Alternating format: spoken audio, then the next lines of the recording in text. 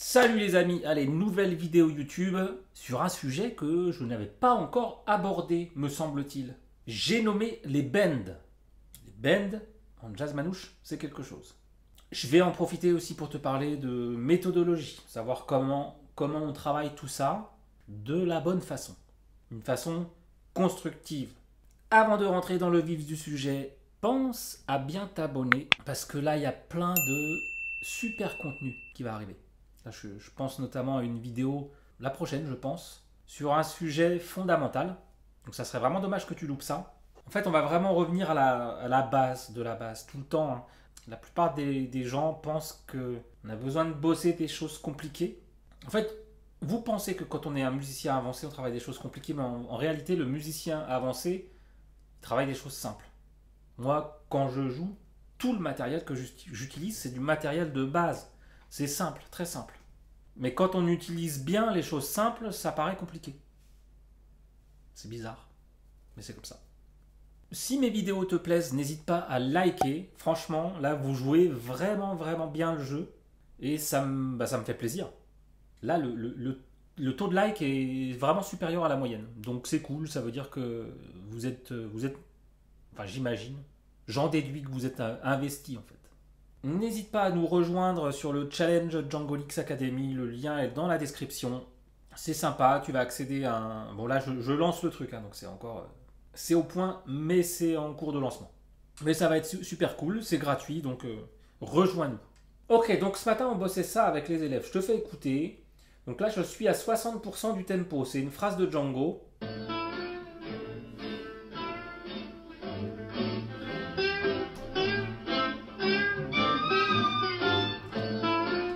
Que j'ai mis en boucle sur GP8. Je vais accélérer un tout petit peu.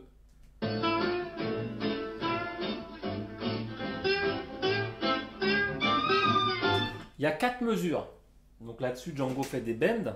En fait, ce qui est vraiment super important quand tu vas travailler ta gratte, c'est de vraiment pas travailler sur les partitions. Ne fais pas ça, ne travaille pas sur les partitions. Travaille sur les disques. Il faut que tu écoutes. Même quand tu bosses des morceaux classiques, écoute des versions des musiciens, la manière dont ils vont jouer, hein. L'articulation, les intentions, le toucher. Ça, c'est beaucoup plus important qu'un bout de papier. Donc là, c'est... Bon, si tu sais pas lire la musique en plus, il faut que tu écoutes, tu vas retenir en faisant du par cœur. Donc ce qu'il faut que tu fasses, c'est que tu isoles mesure par mesure. Et il faut que tu comprennes aussi ce qui est joué, ça va t'aider à mémoriser.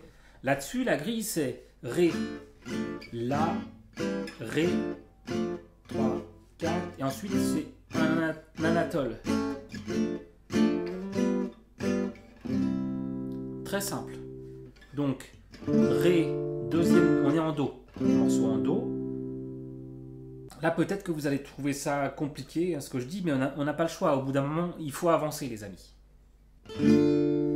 Donc deuxième degré, on repasse par une dominante secondaire, on retourne sur le deuxième degré, donc Ré, La, Ré, et ensuite, boum, anatole.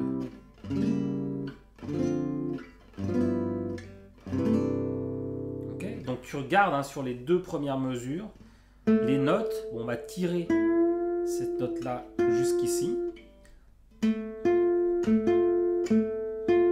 Et sur Ré, en fait, c'est la quinte et la tierce.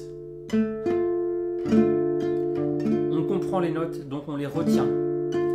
Et sur l'anatole qui est en Do, Do, en fait, ça, c'est ce qu'on appelle le turnaround. Ça arrive à un moment de la grille où, en fait, on pourrait jouer plein de choses ici. On va l'analyser par rapport à Do, parce qu'on pourrait très bien rester sur le Do à ce moment-là. Et donc, on fait pa bé, pa bé, pa bé, pa bé, bé, bé. Et on termine sur cette note qui sera juste, en fait, la septième de Sol. Hein, comprendre l'harmonie, c'est la mémoriser. Quand tu comprends bien l'harmonie, tu retiens. Donc déjà, avant de jouer les bends, on va mémoriser le rythme. Donc tu prends la première mesure. Pataille, tata, pataille, tata. Donc, papé, papa, papé, papa. Après, tu fais ton bend. Papay, papa, papay, papa. Deuxième mesure.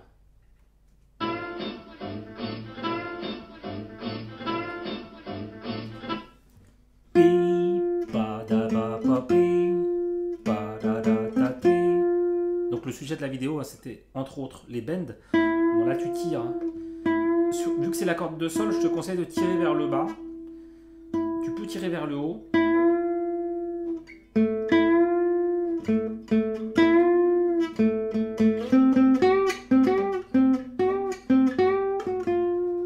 En fait, je te conseille pas de tirer vers le bas. Tire où tu veux. Je te conseille d'essayer les deux. Voilà, comme ça après tu feras ton choix en fonction de la sensation. Donc, on met les deux mesures en boucle.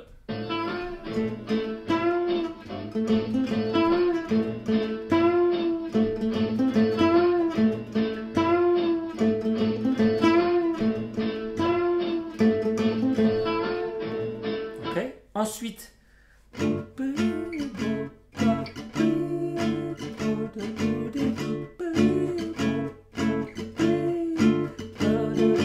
tu peux le chanter.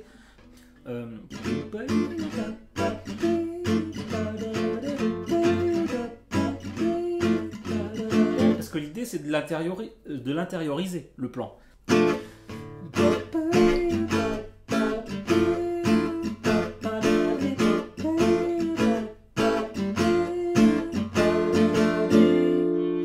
Et après tu peux le transposer. Donc là on le joue sur Ré mineur et la 7. Essaye de le jouer en Do.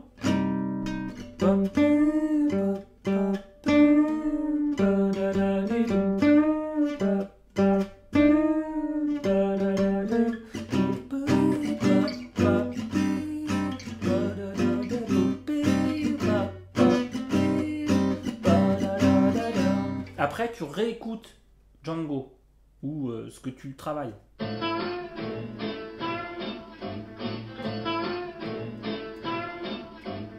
Pour vérifier que tu n'es pas en train de travailler une bêtise. Idéalement, tu joues par-dessus.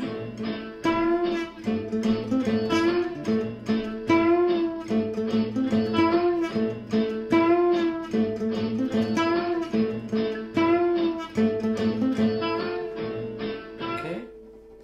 Tu peux essayer de le jouer en La.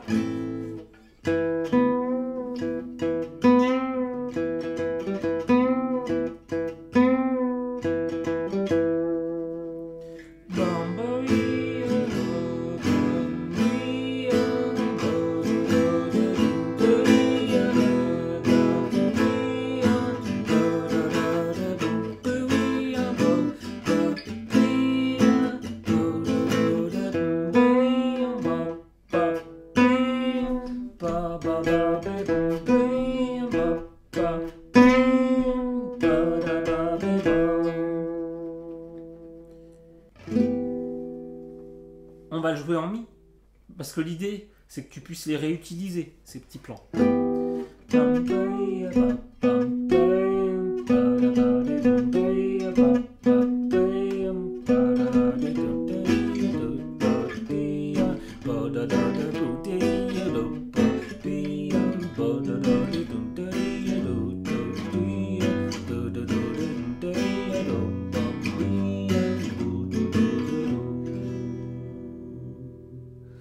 Maintenant, on passe sur l'accord d'après. On peut travailler juste cette mesure, on est sur Do. Alors, moi quand je bosse, j'aime bien vraiment ralentir, écouter, rentrer dans le son.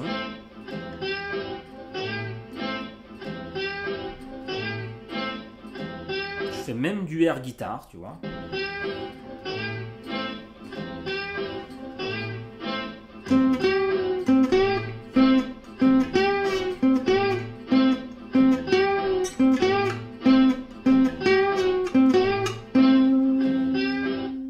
Si tu veux l'accompagner, tu vas jouer Do, La,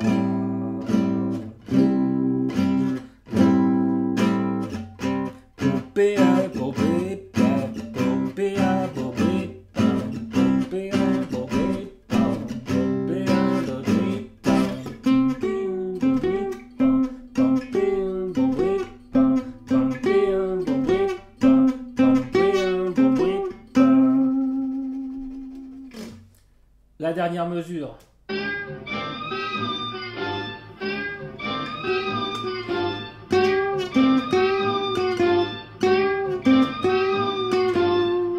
Donc,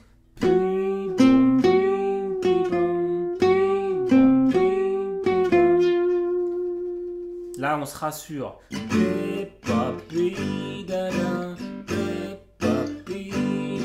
Fa 6, qui est pareil que Ré mineur 7.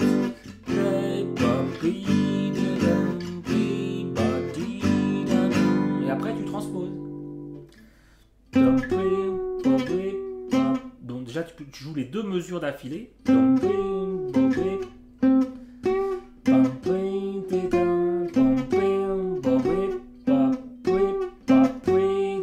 Et après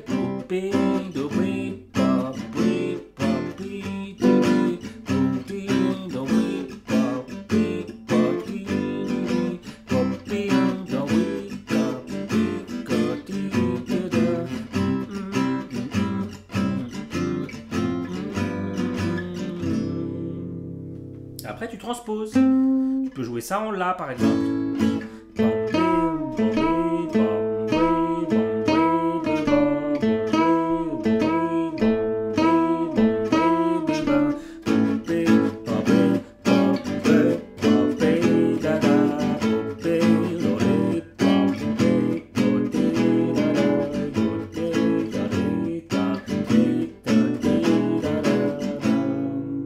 En Sol.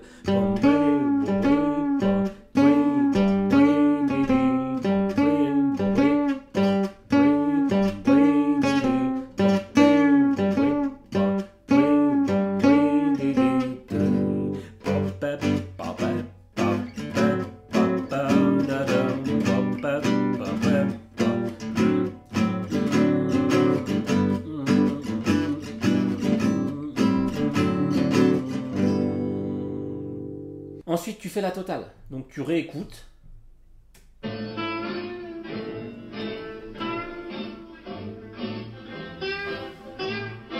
Tu joues en même temps.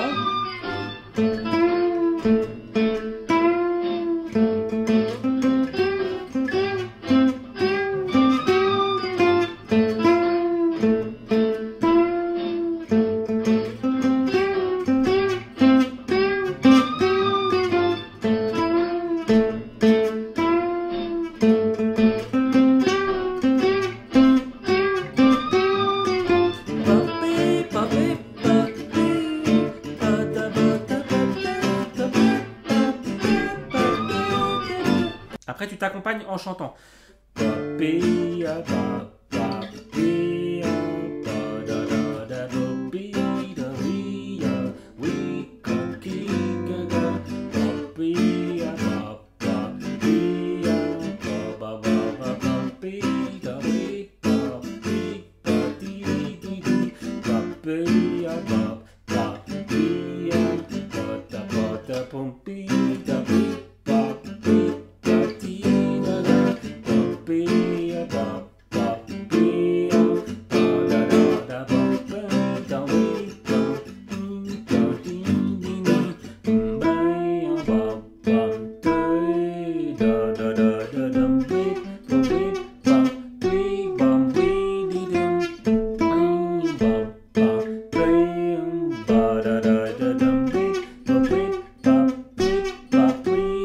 Après, tu le transposes. On va le jouer en La.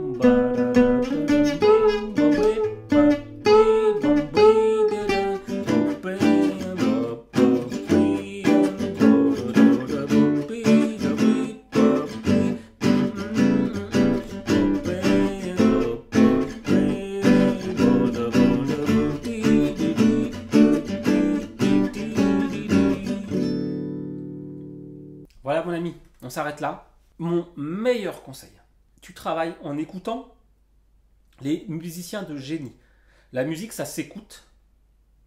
La musique, ça passe par là, en premier. En fait, le son doit rentrer dans ton oreille et il doit ressortir par tes doigts. Et la musique, c'est un apprentissage, c'est pas inné d'être un musicien de talent. La musique, c'est de la transmission, il faut écouter les musiciens et il faut imiter. Aujourd'hui, on a un outil qui est merveilleux, c'est GP8. Il faut que tu bosses absolument avec ça. Tu vois, moi, sur GP8, je fais ce que je veux. Hein, c'est ce que je donne aux élèves, hein, les partitions toutes faites. Tu peux faire des boucles, tu peux augmenter le tempo, tu peux même transposer. Ouais, tu peux tout faire, quoi. Quand tu travailles un morceau, il te faut une version de référence. Des musiciens talentueux, c'est pas ça qui manque. D'abord la musique, on écoute. Des fois, on prend le temps, même tu peux poser ta guitare. Enfin, moi, tu vois, à chaque fois que je bosse, il y a une partie où j'écoute les notes, il y a une partie où j'écoute le rythme, je ressens le rythme, il y a une partie où je joue par-dessus, il y a une partie où je joue tout seul, il y a une partie où je chante la mélodie pendant que je m'accompagne. C'est tout un tas de trucs. Après, il y a une partie où tu transposes, ça te permet d'intégrer le plan, ça te permet aussi de voir directement en fait, parce que quand tu le transposes, tout de suite tu vas créer les circuits dans ton cerveau qui vont faire que, ah bah oui, à un moment donné, ça va ressortir même si c'est pas dans la même tonalité. Parce que tu l'avais déjà joué. Voilà, donc l'apprentissage de la musique, c'est à la fois simple et complexe. Je ne t'aide pas beaucoup en te disant ça, mais c'est la vérité. Là, tu vois, l'exercice que je t'ai donné, il est ultra simple. Et moi, quand je bosse la musique, je ne fais que des choses simples. C'est tout le temps on rabâche les mêmes choses. Je pense même que je bosse beaucoup plus les bases que tous les débutants qui vont déjà essayer de bosser des trucs un peu. Moi, je fais que bosser mes bases. Le son, le rythme, les triades, l'accompagnement. Quand tu es un musicien avancé, tu es juste capable, en fait, tu synthétises plus vite toutes les informations. Mais le matériel, il est toujours le même depuis la nuit des temps. C'est juste qu'après, tu as une meilleure exécution, tu as un meilleur son. Je te dis, moi, le parallèle entre les arts martiaux, pour moi, il est parfait. Un ceinture blanche de karaté et un ceinture noire, ils vont faire les... Le prof va montrer les mêmes coups de pied, les mêmes coups de poing. Oitsuki, Maegeri sont les premiers coups que tu apprends.